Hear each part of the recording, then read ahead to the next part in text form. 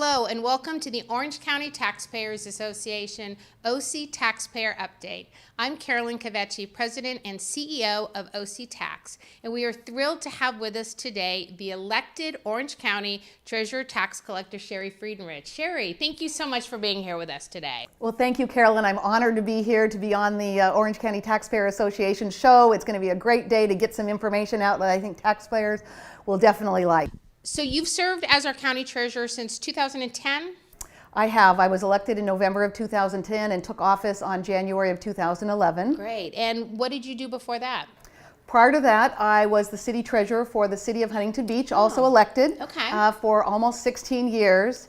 And then prior to that, I came from private industry. I started working for Deloitte & Touche and I was a manager with them, specializing in their healthcare, real estate, and hospital industries. And then I went to work for McDonnell Douglas, one of our local companies that's now been absorbed by Boeing. And then when the bankruptcy hit in the early 90s, I felt that government needed good CPAs in office, and so what a concept, right? Yes, someone who understands those fiscal responsibilities. And so I became the treasurer for the city of Huntington Beach and have been really in public sector helping taxpayers ever since. And you were elected in 2010, re-elected in 2014 overwhelmingly, unopposed, right? In 2000? I was unopposed. Congratulations. I was honored. Best way to run for office is unopposed. So good for you. So a lot of people out there, we send you our checks. Tell us, what does the treasurer tax collector actually do in Orange County? Well, that's a very good question. You know, the treasurer and tax collector were at one point two separate positions. In fact, I'm the first woman who's ever been the Orange County Treasurer Tax Collector. I didn't know that. Thank you very much. And so I have two completely different responsibilities. First, as the treasurer, I am responsible for investing the public funds of the county. But in addition to the county, state law allows for, or actually requires, that the county treasurer also invest the funds of all the school districts and the community colleges here in Orange County. So I am their banker. In addition, we do offer some voluntary pool participants to join in investing in the county pool, and we have several cities and several water agencies and other agencies that invest in our pool. Along with that comes several responsibilities.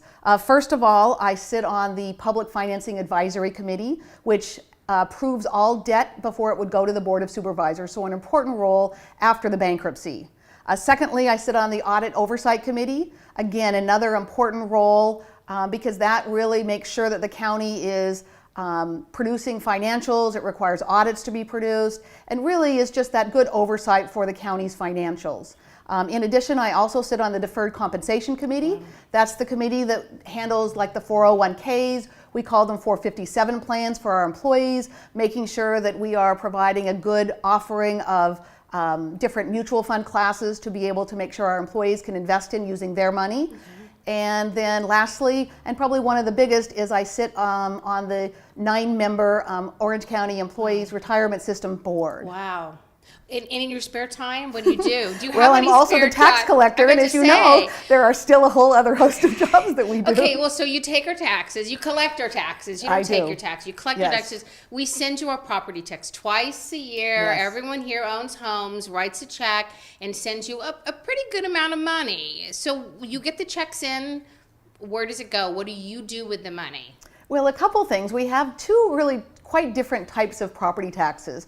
The one you're talking about is our real property tax, which is on land and improvements, and that's what we call the secured property tax. And we do send out a bill in late September, and then you have two installments to make that payment. The first is due November 1st, and the second is due February 1st. I know those dates very well. Yes, and that is for the real property and improvements, and that is the biggest part of it.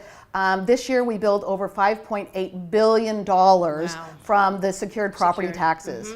But however, there are many businesses we have here in Orange County, and people who actually own boats, and people who own aircraft, or maybe businesses that own aircraft, and county also taxes those through the Prop 13 1% tax. So their due date is, we usually send our tax bills in July, and they are required to be paid by the end of August. And so again, it's the same 1% that's on the real property, but it's on this what we call unsecured property tax, and those are much smaller. Those are about $380 million of taxes. Okay. So you get all this money in, what do you do with it?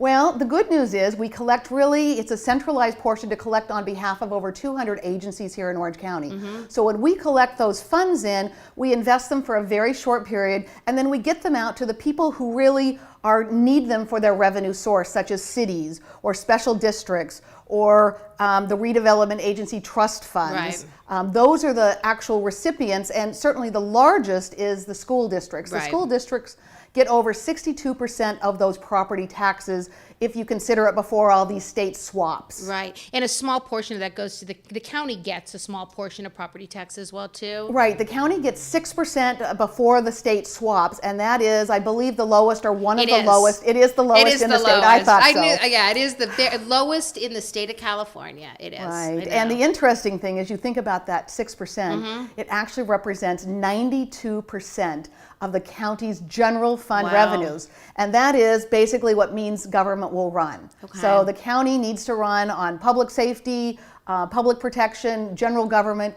We get 92% of those revenues from that 6% little piece of the property tax. Yeah, and I know a lot of taxpayers that I talk to are unaware that the property tax is the one local tax. It goes, we pay it to you, it stays here. Right, except for I will remind you that we are a donor county. Yes. And so because of the schools, we do send some of our taxes, which is why we get one of those lowest percentages. Right. And we can do a whole show on the ERAF shift too if we wanted to. Yes, no. No, we don't want to do a show on the ERAF shift. All right, so 92%, there's 8% of the budget then comes from someplace else. Yes. And that money comes through your office?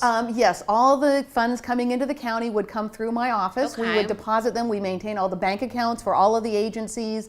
And some of the money is like John Wayne Airport. You think of John Wayne, you forget it's a county asset. It's owned by the county. Okay. So all of the revenue from John Wayne comes in from those airlines, those lease concessions. I'm sure you've gone to the airport and bought a Starbucks coffee or something else that's there. So John Wayne is certainly one of the enterprise funds. We also own all the landfills here in Orange County. And those landfills, if you take any trash there, there are lots of fees. We also have a lot of dollars that come in from the state and federal, maybe for our health care or other services that we provide as a county that are generally funded by some of those state or federal organizations. Okay. So in total, the total county budget is over $5.5 billion. Wow, 92%. Property tax. Sales tax, county get any sales tax? We have a very small percentage of sales tax, but it's going only to the DA and the sheriff. It's just a specific tax that goes directly for them. All right. Well, I know a big issue that we hear from our members at OCTax is about pension and unfunded liabilities. Right. And I know you mentioned you sit on the OCERS board. I do. So if you could kind of explain again, go into more detail what OCERS is and who sits on it and how that works. OCERS is the board that basically is responsible for making sure that the pension payments will be made to those members. And even though some people may think that the pension plan actually decides what the benefits are, those are actually decided by the Board of Supervisors. Okay. They decide all of the benefits. So the OCERS board is really responsible for making sure that they are getting funded and that the benefits are being paid to all of those members. We have a 10-member board of which 9 are always voting. One is an alternate and would vote if one of the public safety members is gone or one of the other general members is gone. And who appoints that board? The board is made up of half elected and half appointed. Okay. So as I mentioned, it's really a 9-member board. The treasurer sits on it as a kind of an ex officio. So I'm that 9th spot, and then you have really 8 spots. 4 of those are appointed by the Board of Supervisors, and 4 are elected, and then the elected have the alternate who's also elected to fill in. Okay. And that board's responsible for investing all the dollars as well, too. Right. That board currently invests about $12 billion, and the primary responsibility is making sure those funds are there. So essentially they set up assumptions such as the discount rate, which currently is at 7.25%. Right. And that dropped from about 7.75% just several years ago. We reduced it by the 50 basis points because we just weren't seeing that when our actuary came to us with what our asset allocation, it wasn't going to make that 7.75. It was going to hopefully make that 7.25%. Okay. And a lot of people, most of the cities are invested in CalPERS at the state level. Yes. So OCERS is really specifically for county employees, and then some special districts are in that as well? Right. There's actually, we probably have quite a number of participating sponsors, but most of the cities, as you say, really use the CalPERS, and it is some of the agencies that are here in Orange County. Fire Authority, right? The Fire Authority, okay. all of the South County, Okay. They use the sheriff's office. That's right. Those again Okay. would, those sheriffs are through the county, and so they would be funded through OCERS. Okay. You really are very enthusiastic about your job, so you sound like you're liking what you're doing. Well, I really feel like making a difference for taxpayers, and that's really, our elected officials should be working for taxpayers, and I work for taxpayers, and my goal is to implement changes in procedures that really help benefit that taxpayer and take advantage of those economies of scale that we have here at the county, which are huge. I mean, an example is bringing my CPA expertise to the OCERS pension plan. Right. You probably have had a house loan, probably over your life, maybe a 30-year loan, and a typical loan pays principal and interest every year. So when you think about OCERS, we used to have a 30-year mortgage. Well, it's a little different. We didn't start paying principal till year 21. Okay. So your first 10 years in accounting, we call it negative amortization. And so you're actually building that balance. And so just several years ago, I was instrumental in really getting us to change that amortization schedule to a 20-year amortization schedule that saved taxpayers with that one swoop of the change $625 million. Wow. So we need people working for taxpayers understanding those fiscal responsibilities to be able to affect changes such as this that really are good for everyone. And you've made some other improvements in the office, haven't you? I have. One of my goals is really trying to listen to the taxpayer and trying to be that advocate for them to make sure that when we send something out, I look at it from the taxpayer's percentages, the taxpayer's perception. And I think one of the first things that I did when I came is we're getting to be much more a technology-oriented society. Everything online now, and right? Everything is online. And when I came in, I started taking some phone calls, and I found out that we didn't have our prior year's tax bills online. Wow. And it was a very easy matter because every year we'd put up the tax bill and then every year we'd take it down. So it wasn't like we hadn't created the tax bill, we'd created it. So that was one of my first changes, is to add it. And with that change and really beefing up our website, so for 24/7, we have seen a reduction of almost 33% in our incoming phone calls. Wow. And that is, again, going to allow us to, not have to put those resources there, which saves taxpayers money. Save on staff for time. You've also, do I remember something that either you told me about or I heard about, was it e-checks or credit cards? Did you make some change with that? Am I remembering that right? Yes, that's exactly right. When I came online, you could pay by a few different electronic methods, but the only method that was talked about was the convenience fee that was on credit cards. Which is probably fairly large. Well, people had to pay the convenience fee, and of course no one likes to pay it, but we had an e-check program that was basically sitting dormant. Okay. And so what I did is, knowing that people like to do things for free, I started promoting the e-check. And since I've been here in the last 5 years, we have doubled the usage. And we have millions of dollars that are now coming in. It's almost 12% of our total electronic payments coming in are now from e-checks, because a lot of people are very comfortable going online. You get a receipt, and this last year we added that it could be emailed to you, so now you get an emailed receipt.